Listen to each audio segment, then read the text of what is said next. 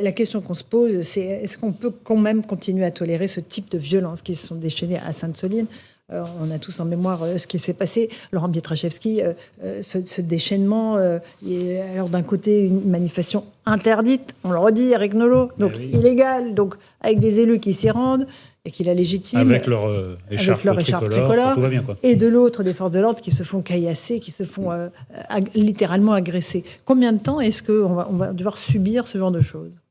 On voit qu'on a dans cette société dans laquelle nous vivons une évolution des comportements individuels, la volonté qu'expriment certains ou certaines d'entre nous lorsque la loi, lorsque les votes ne correspondent pas à ce qu'ils souhaitent, de vouloir imposer ou faire valoir leurs idées, y compris par des comportements qui sont inacceptables jusqu'à violents. Donc ces évolutions, là, c'est juste le chaos, c'est installer le chaos. Ouais, en tout cas, on a bien vu que là, il y avait une volonté, une stratégie de créer une sorte de nouvelle ZAD.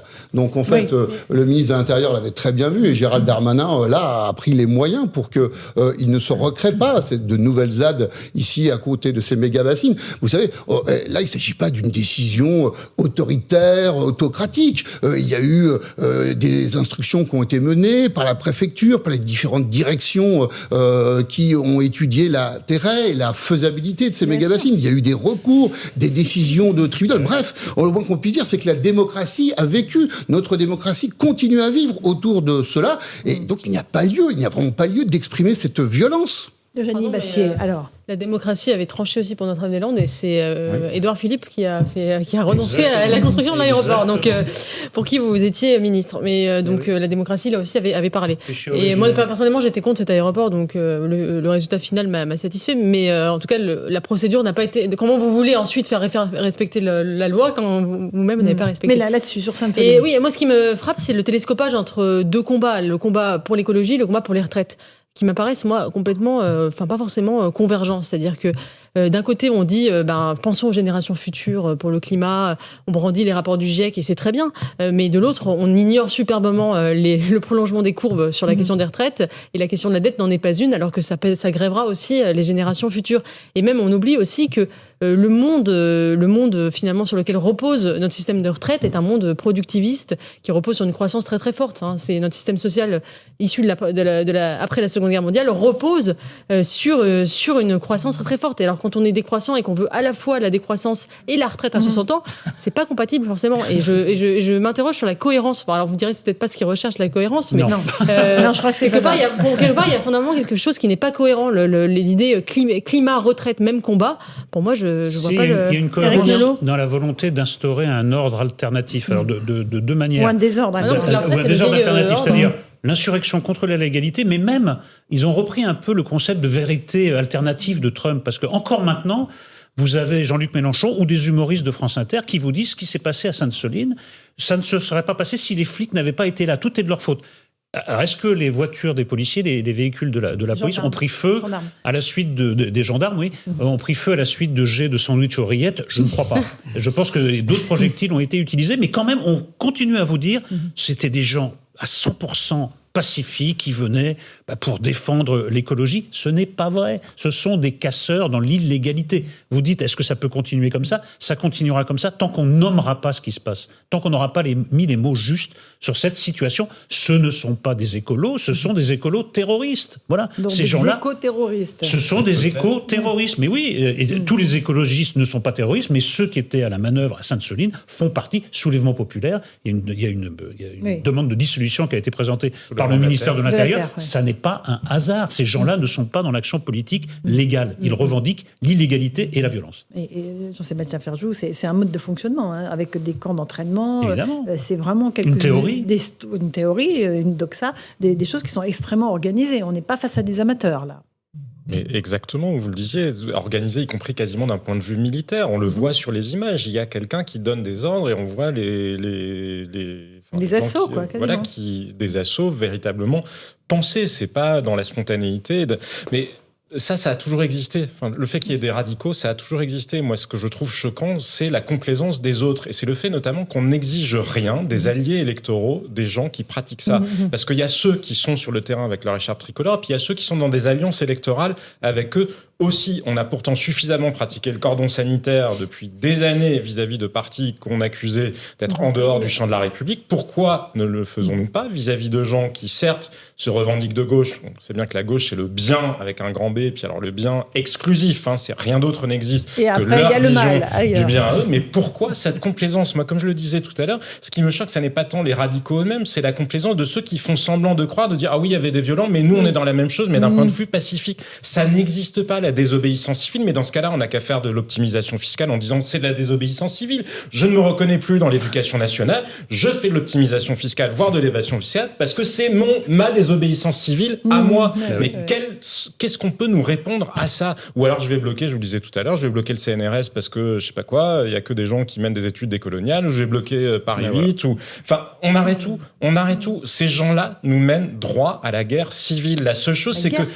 mais oui, parce que comme ils ont face à eux depuis trop longtemps des gens qui sont bien élevés et qui les laissent faire sans protester, parce que globalement la droite, qui a quand même une composante libérale, qui croit aux libertés publiques, etc., elle ne veut pas étrangler les autres, elle ne veut pas les empêcher de parler, elle ne veut pas les empêcher justement d'être présents dans les universités, etc., contrairement à eux.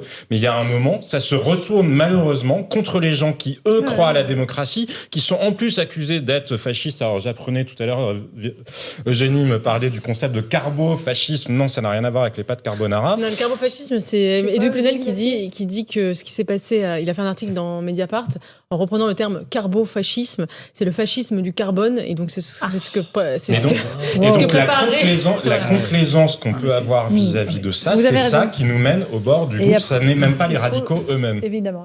Marc Lotti, ça fait peur, ces images, puis ce discours, effectivement, c'est assez incroyable. Il n'y a aucune cohérence, finalement. Donc, il y a bien une volonté de casser, de violence pour la violence. Alors, encore une fois. C'est une forme de cohérence. Oui, enfin, il y a un but, il y a des moyens, et les moyens sont adaptés au but. C'est très cohérent. C'est pas celle de l'humanité, on va dire, raisonnable. Mais c'est clair que si on avait aujourd'hui Mélenchon au pouvoir, je me demanderais comment il irait contre ces manifestants. Ça se passe encore plus mal, je pense. Ouais, c'est ce que je veux dire. Vous l'avez dit, SNR vis-à-vis des gendarmes, là, il n'y aurait pas de blessés graves, il y aurait 150 morts. Que propose-t-on? Effectivement, on le voit bien, la décroissance, ça détruit effectivement des économies. Alors, bien sûr, il y a un enjeu écologique. On ne peut pas avoir la décroissance et la sécurité. Un enjeu écologique, bien entendu.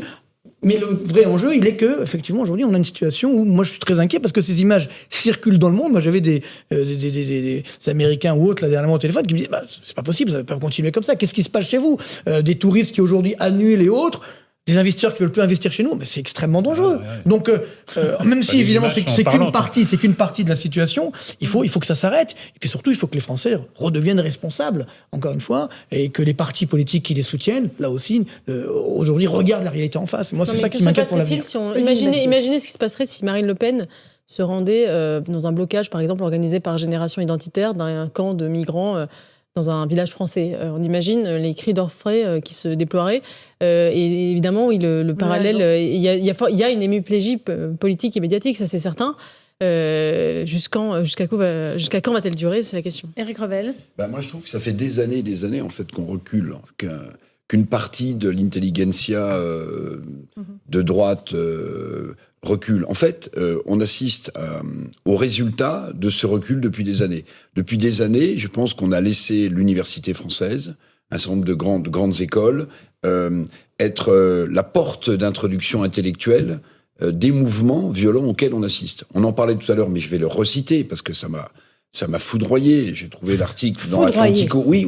Okay. Mais oui, parce que Alors, remettez-nous le contexte. Je vais vous dire, en fait, donc, dans ce site excellent ou l'extrême gauche théorise aujourd'hui, une partie d'entre elles, la violence. La violence sur les installations et sur les personnes.